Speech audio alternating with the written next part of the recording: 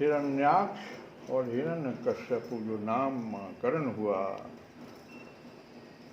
वो किनके द्वारा हुआ? तो कश्यप जी के द्वारा। प्रजापति कश्यप जी ने उन दोनों का नामकरण किया। वे दोनों जुड़वा थे, जुड़वा क्यों हुए? क्योंकि एक ही साथ गिर रहे थे ऊपर से, और उसी समय में गर्भ में दोनों प्रवेश किए। तो हिरण्यकश्यपु ब्रह्मा जी के वर से मृत्यु भय से मुक्त हो जाने के कारण बड़ा उद्धत हो गया। उसने अपनी भुजाओं के बल से लोकपालों के सहित तीनों लोगों को अपने बस में कर लिया। वो अपने छोटे भाई हिरण्याक्ष को बहुत चाहता था। तो जुड़वा में होता ही है, दोनों के बीच में बहुत प्रेम होता है, और वह भी सदा अपने बड़े भाई का प्रिय कार्य करता रहता था। एक दिन वह हिरण्याक्ष हाथ में गदा लिए हुए युद्ध का अवसर ढूंढता हुआ स्वर्गलोक में जा पहुंचा। उसका वेग बड़ा अशह था। उसके पैरों में सोने के नुपुरों की झनकार हो रही थी, गले में विजय सूचक माला धारण की हुई थी और कंधे पर विशाल गदा रखी हुई थी। उसके मनोबल, शारीरिक बल तथा ब्रह्मा जी के वर ने उसे मतवाला कर रखा था, इसलिए वह सर्वथा निरंकुश और निर्भय हो गया था। उसे देखकर देवता लोग डर के मारे वैसे ही जहाँ तहाँ छिप गए, और गरुड़ के डर से सांप जैसे छिप जाता वैसे ही लोग छिप गए। जब दैत्यराज हिरण्याक्ष ने देखा कि मेरे तेज के सामने बड़े बड़े गर्वीले इंद्र आदि देवता भी छिप गए हैं, तब उन्हें अपने सामने न देखकर वह बार बार भयंकर गर्जना करने लगा। फिर वह महाबली दैत्य वहाँ से लौटकर जल क्रीड़ा करने के लिए मतवाले हाथी के समान गहरे समुद्र में घुस गया, जिसमें लहरों की बड़ी भयंकर गर्जना हो रही थी। ज्यों ही उसने समुद्र में पैर रखा कि डर के मारे वरुण के सैनिक जलचर जीव हकबका गए, और किसी प्रकार की छेड़छाड़ न करने पर भी वे उसकी धाक से ही घबराकर बहुत दूर भाग गए। महाबली हिरण्याक्ष अनेक वर्षों तक समुद्र में ही घूमता और सामने किसी प्रतिपक्षी को न पाकर बार बार वायु वेग से उठी हुई उसकी प्रचंड तरंगों पर ही अपनी लोहमयी भुजा को अजमाता रहा, लोहमयी गदा को। इस प्रकार घूमते घूमते वह वरुण की राजधानी विभवपुरी में जा पहुंचा। वहाँ पाताल लोक के स्वामी जलचरों के अधिपति वरुण जी को देखकर उसने उनकी हंसी उड़ाते हुए नीच मनुष्य की भांति प्रणाम किया और कुछ मुस्कुराते हुए व्यंग से कहा, महाराज मुझे युद्ध की भिक्षा दीजिए। प्रभु आप तो लोकपालक राजा और बड़े कीर्तिशाली हैं। जो लोग अपने को बांका वीर समझते थे उनके वीर्य मद को भी आप चूर्ण कर चुके हैं, और पहले एक बार आपने संसार के समस्त दैत्य दानवों को जीतकर राजसूय यज्ञ भी किया था। उस मदोन्न मत्त शत्रु के इस प्रकार बहुत उपहास करने से भगवान वरुण को क्रोध तो बहुत आया, किंतु अपने बुद्धि बल से वे उसे पी गए और बदले में उससे कहने लगे, भाई हमें तो अब युद्ध आदि का कोई चाव नहीं रह गया है। भगवान पुराण पुरुष के सिवा हमें और कोई ऐसा दिखता भी नहीं जो तुम जैसे रणकुशल वीर को युद्ध में संतुष्ट कर सके। दैत्यराज तुम उन्हीं के पास जाओ। बुद्धि का प्रयोग किए, कहे कि तुमको युद्ध करना है, यहाँ तो कोई हमको दिखाई नहीं पड़ता कि जो तुमसे युद्ध करे, इसलिए भगवान के पास हरि के पास जाओ, वही शायद तुम्हारी कामना को पूरी करेंगे। तुम जैसे वीर उन्हीं का गुणगान किया करते हैं, वे बड़े वीर हैं, उनके पास पहुँचते ही तुम्हारी सारी सेखी पूरी हो जाएगी और तुम कुत्तों से घिरकर वीर सैया पर शयन करोगे। वे तुम जैसे दुष्टों को मारने और सत्पुरुषों पर कृपा करने के लिए अनेक प्रकार के रूप धारण किया करते हैं। इस प्रकार से वरुण देवता ने हिरण्याक्ष को समझा बुझाकर वहां से और भगवान के पास भेज दिया। अब भगवान के पास जब भेजा ही वरुण देवता ने, तो भगवान के रामचरितमानस से हम लोग भगवान राम के दो गुणों को जानने की कोशिश आज करेंगे। वही दो गुण जो है ना बहुत उच्च कोटि का चीज है, जिसको समझने से भगवान में प्रेम जगता है। भगवान के जो दो गुण हैं वो हैं, पहला स्वभाव, भगवान का जो स्वभाव है, जिसको कि भरत भैया समझे थे, इसी स्वभाव को भरत भैया ने समझा था। और तात भरत कह तिरुहु तेराओ, तात भरत कह तिरुहु तिराओ, तुम्हि विदित रघुवीर स्वभाव, तुम्हि विदित रघुवीर स्वभाव, तात भरत कह, भरत जी कह रहे हैं, तिरुहु तिराओ, तुम्हि विदित रघुवीर स्वभाव। ये भरत भैया जानते थे भगवान के स्वभाव को।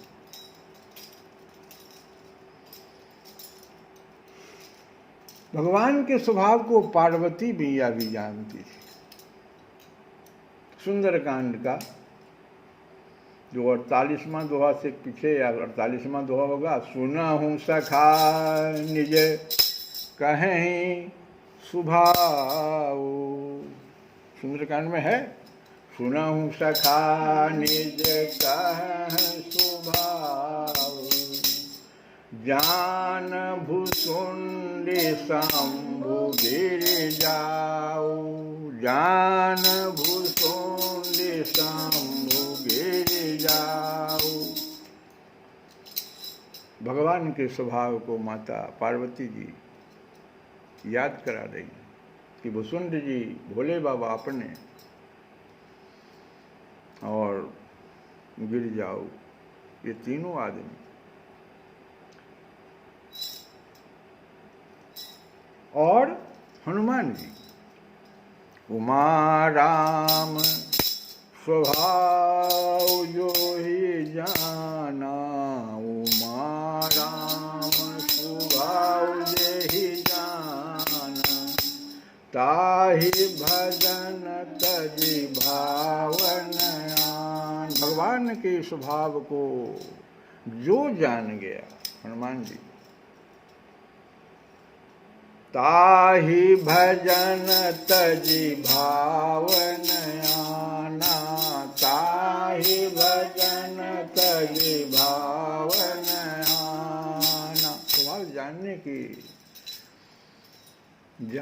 की हम लोग कोशिश करें। भगवान के स्वभाव को जानना है, रामचरितमानस से ही तो हम जान पाएंगे। ये तो स्वभाव हम लोग कौन कौन लोग जाने और कैसे वो लोग, लेकिन प्रभाव दूसरा गुण है भगवान का। एक तो स्वभाव है और दूसरा प्रभाव। भगवान के प्रभाव को लक्ष्मण जी ने पहले व्यक्त किया है।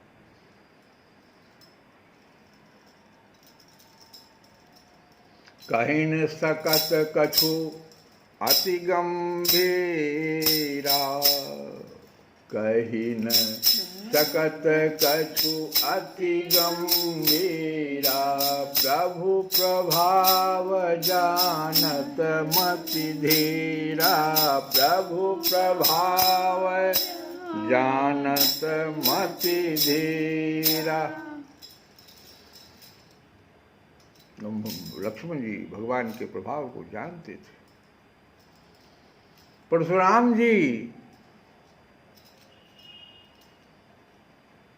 जब जान गए भगवान के प्रभाव को, तो जाना प्रभाव राम तब, पुलकी प्रफुल्लित गात, अजोरी पानी बोले बचना, हृदय न प्रेम समान। जो परशुराम जी उतने उग्र थे, लक्ष्मण जी ने वही थोड़ा सा कहा। अति गंभीरा जानते थे भगवान के प्रभाव को, लक्ष्मण जी अपने को स्थिर किए हुए थे। धनुष्य यज्ञ के समय भी। लेकिन परशुराम जी थोड़ा सा नहीं समझ पाए। जब प्रभाव जान गए तो कहते जाना प्रभाव राम तव पुलकित प्रफुल्लित गात, अजोड़ी पानी बोले बचनों हृदय न प्रेम समात। और यही पार्वती जी जब सती रूप में जब थी तो भगवान के प्रभाव को जाना राम सती दुख पावा, निज प्रभाव कछु प्रगति जनावा। भगवान ने देखा कि ये सती कुछ दुख में है तो अपना प्रभाव दिखाए। निज प्रभाव कछु प्रगति जनावा, ये है भगवान का प्रभाव। जब सती जान गई और सती डर गई, इतना डर गई इस प्रभाव से कि भोले बाबा से भी झूठ बोल दी। क्या कहा? सती समूझी रघुवीर प्रभाव, भय बस शिव सन कीन दुराऊ। सती समूझी रघुवीर प्रभाव, भय बस शिव सन कीन दुराऊ। भगवान के प्रभाव को गणेश जी जानते हैं। गणेश जी भगवान राम के नाम के प्रभाव से प्रथम पूज्य हो गए। महामंत्र जोई जपत महेशु, हमेशा भोले बाबा जिस महामंत्र को जपते रहते हैं।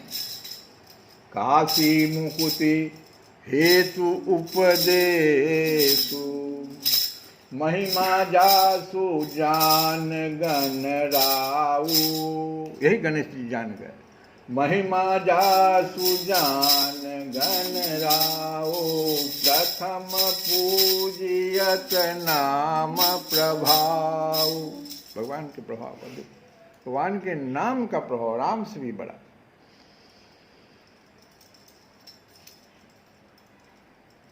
भोले बाबा इस राम नाम का प्रभाव जानते हैं तो कहते हैं सहस्र नाम सम सुनि शिव बानी, जप जई पिए संग भवानी। हमेशा पार्वती के साथ भगवान के नाम का जप करते रहते हैं। जानते हैं कि सहस्त्र नाम के समान एक नाम भगवान का। सहस्र नाम सम सुनि शिव बानी, जप जई पिए संग भवानी। नाम प्रभाव जानु शिवनी को, कालकूट फलु दिन को। भोले बाबा ने भगवान के नाम का प्रभाव तो उसी दिन जान लिया जब कालकूट जहर को पिया भगवान का नाम लेकर के, और वो अमृत के समान हो गया जहर। इसके अलावा चारों युगों में और चारों वेदों में भगवान के नाम का प्रभाव है। चौहू युग, चौहू श्रुति, चौहू युग चारों युग और चौहू श्रुति चारों वेद। तो चौहू युग चौहू श्रुति नाम प्रभाव, कलि विशेष नहीं आन उपाव। कल युग में तो भगवान के नाम का ही केवल है, लेकिन ऐसा नहीं जो सिर्फ कल युग में, चौहू युग चारों युग में और चौहू श्रुति चारों वेद में नाम प्रभाव, कलि विशेष नहीं आन उपाऊ। अपतु अजामिल, अपतु कहते हैं नीच, अजामिल नीच, अजामिल जैसा नीच। अपतु अजामिल गजु गणिका, गणिकाओं माने वेश्या। अभय मुकुट हरि नाम प्रभाव, भाई। अब कैसे भगवान का नाम जपना, कैसे? भाई कुभाए अरसुआलस हूँ, भाई कुभाए अनख आलस हूँ। भाव कहते हैं, भाव मतलब अच्छे भाव से, प्रेम से भगवान का नाम, प्रेम से लिखना। कुभाय कहते हैं बैर भाव से, बुरे भाव से, बैर भाव, रावण, शिशुपाल, कंस, बैर भाव से ही। लेकिन भाई कुभाय अनख क्रोध से, या आलस हूँ, या आलस से। नाम जपत मंगल दिशि दस हूँ, दसों दिशाओं में आपका मंगल ही मंगल होगा।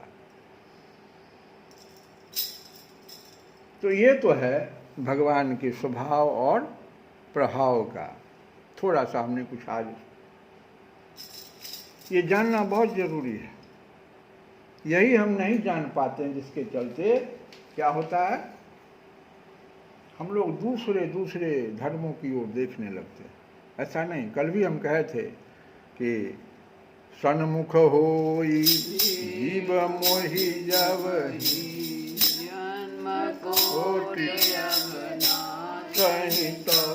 और इससे आगे एक लाइन भगवान के प्रभाव को देखो।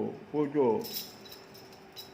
जलधि वाला जो है, क्या है, विनय न मानत जलधि जर, गए 3 दिन बीत, बोले राम सकोप तब, भय बिनु होई। जिस समुद्र को समझने के लिए विभीषण जी कर रहे हैं, कितना वो कठिन समुद्र है, कॉम्प्लिकेटेड है, उसमें मकर टाइप के, उसमें जो है जहरीले सांप टाइप के, क्या नहीं है उसमें, पैर खींचने वाले कुछ दुष्ट लोग हैं। भगवान को करें इसको समझिए। उसको भी 3 दिन तक बहुत प्रेम से भगवान अपना प्रभाव नहीं दिखाए, लेकिन जब नहीं माना तो भगवान का यहीं से अपना प्रभाव दिखाने का मौका मिला कि यह बात रावण तक चला जाए। अब लंका कांड में भगवान प्रवेश करने वाले हैं।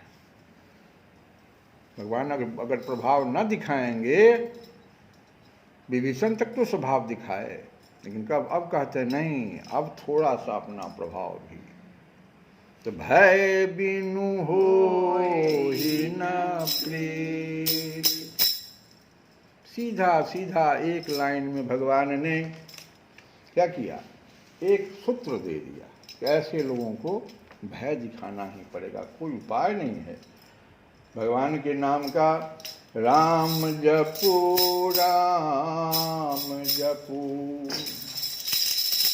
हरे राम जपू, राम जपू, राम जपू बाबरे, घोर भव नीर निधि, नाम निज नावरे, राम जपू, राम जपू, राम जपू बाबरे, घोर भव नीर निधि, नाम निज नावरे। अरे पागल, राम जप, राम जप। बावरे शब्द का मतलब हुआ पगले। मन को, तुलसीदास जी विनय पत्रिका की बात, विनय पत्रिका का गीत है ये, मन को कहते हैं रे पागल, राम जप, राम जप, राम जप। इस भयानक संसार रूपी समुद्र से पार उतरने के लिए श्री राम नाम ही अपनी नाव है। घोर भव नीर निधि,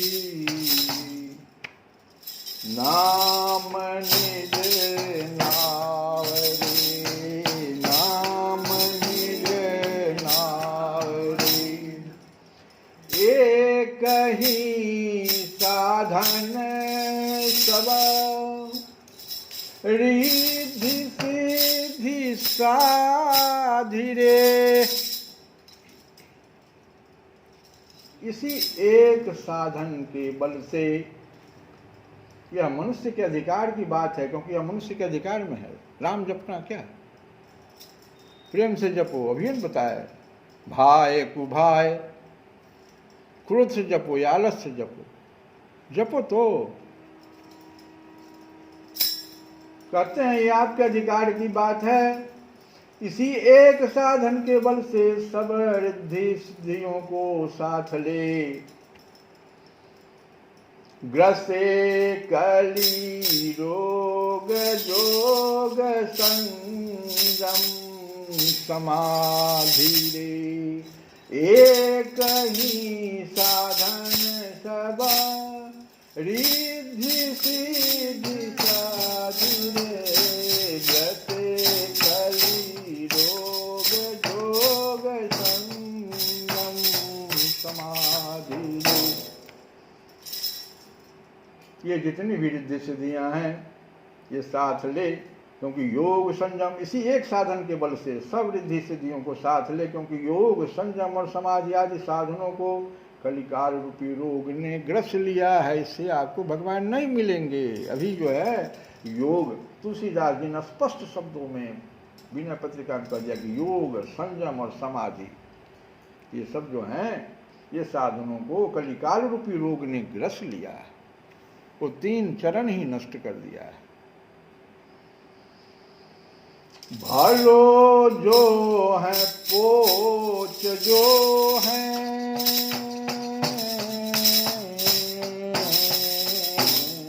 भलो जो है पोच जो है, दाहिनो जो बाम रे, दाहिनो जो बाम रे।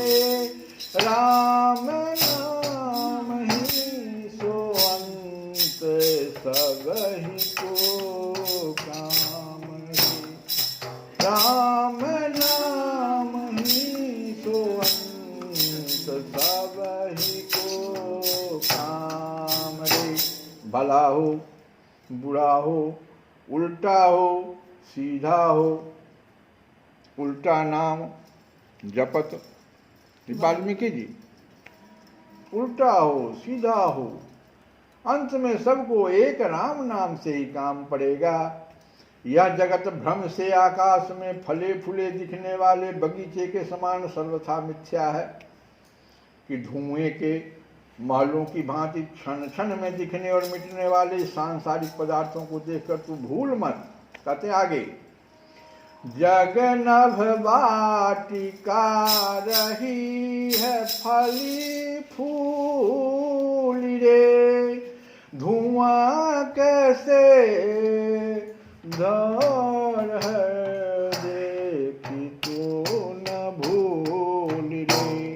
यही बात कहे, आकाश में फले फूले दिखने वाले बगीचे के समान सर्वथा ये जगत भ्रम धुएं के समान महलों की भांति क्षण क्षण में दिखने और मिटने वाला है।